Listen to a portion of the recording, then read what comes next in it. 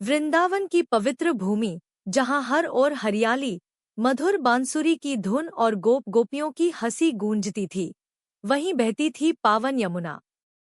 उस यमुना का जल इतना निर्मल था कि उसमें आकाश का प्रतिबिंब झिलमिलाता रहता था।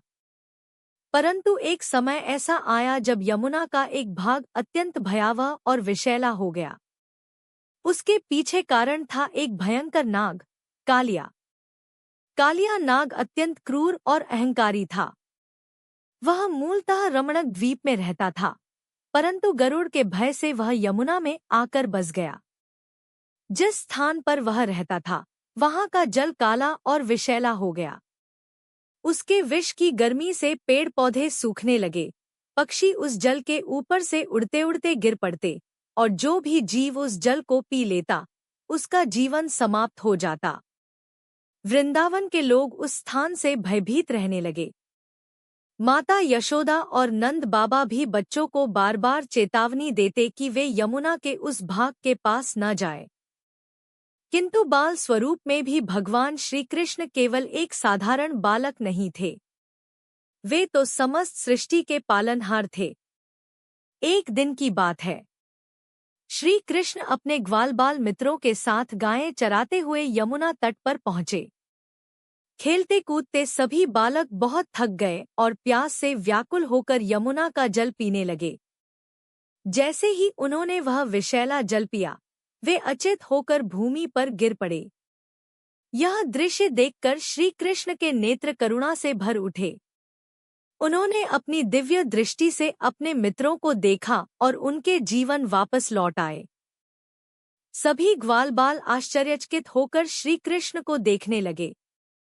तब श्री कृष्ण समझ गए कि अब समय आ गया है उस दुष्ट कालिया नाग का अंत करने का। यमुना तट पर एक विशाल कदम का वृक्ष खड़ा था। श्री कृष्ण उसी वृक्ष पर चढ़ गए। उनके चेहरे पर अद्भुत तेज था। ग्वालबाल कुछ समझ पाते उससे पहले ही श्री कृष्ण ने ऊंची छलांग लगाई और सीधे यमुना के विषैले जल में कूद पड़े।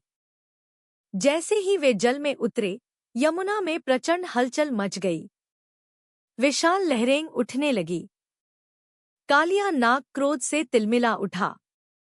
उसने देखा कि एक छोटा सा बालक उसके क्षेत्र में प्रवेश करने का साहस कर रहा है। वह फुफकारता हुआ बाहर आया। उसकी अनेक भयंकर फण थी, आंखें अंगारों की तरह लाल थी, और उसके विष से पूरा वातावरण कांप रहा था। कालिया नाग ने श्री कृष्ण को अपने विशाल कुंडलों में जकड़ लिया। वृंदावन में यह समाचार नंद बाबा, माता यशोदा, रोहिणी माता और सभी ग्वालजन यमुना तट की ओर दौड़ पड़े। माता यशोदा का हृदय भय से कांप उठा। वे रोते हुए कहने लगीं, मेरे लाल को बचाओ। परंतु बलराम जी शांत खड़े मुस्कुरा रहे थे, क्योंकि वे जानते थे कि श्री कृष्ण कोई साधारण बालक नहीं है। कुछ क्षणों बाद अचानक यमुना का जल चमकने लगा। श्री कृष्ण ने स्वयं को कालिया के बंधन से मुक्त किया और पल भर में उसके फणों पर चढ़ गए। फिर आरंभ हुआ वह अद्भुत दृश्य जिसे देखकर देवता भी आश्चर्यचकित हो उठे। श्री कृष्ण कालिया नाग के फणों पर नृत्य करने लगे। उनके चरण जहां पड़ते, वहां कालिया की शक्ति क्षीण होने लगती। भगवान का वह नृत्य इतना मोहक और दिव्य था कि आकाश में देवता पुष्पवर्षा करने लगे। गंधर्व गीत गाने लगे और अप्सराएं आनंद से झूम उठीं।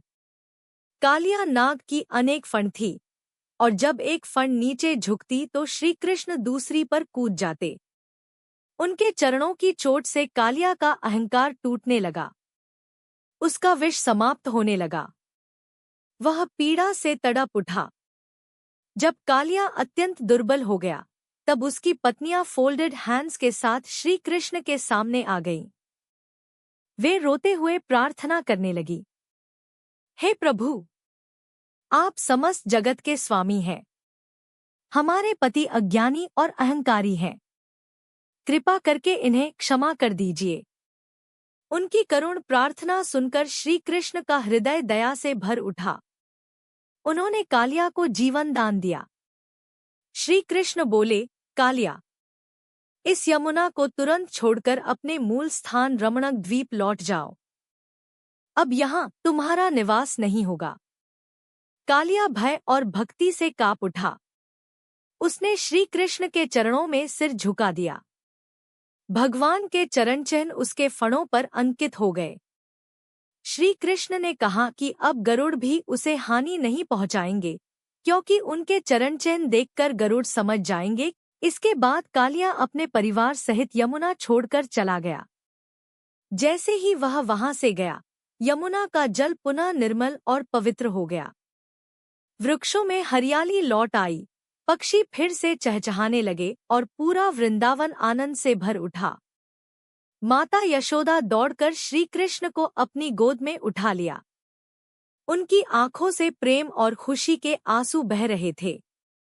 सभी ग्वालबाल हर्ष से कन्हैया लाल की जय बोलने लगे। इस प्रकार भगवान श्री कृष्ण ने केवल एक भयंकर नाग का दमन ही नहीं किया, बल्कि संसार को यह संदेश भी दिया कि अहंकार कितना भी शक्तिशाली क्यों न हो, ईश्वर के सामने टिक नहीं सकता।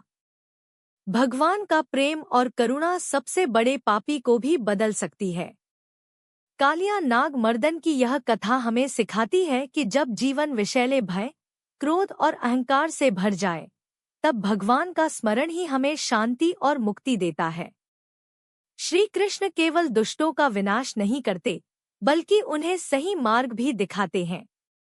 आज भी वृंदावन में कालियादह नामक स्थान पर यह लीला श्रद्धा और भक्ति के साथ स्मरण की जाती है। भक्त जब इस कथा को सुनते हैं, तो उनके हृदय में विश्वास जाग उठता है कि भगवान अपने भक्तों की रक्षा के लिए हर संकट में साथ खड़े रहते हैं। जय श्री कृष्णा।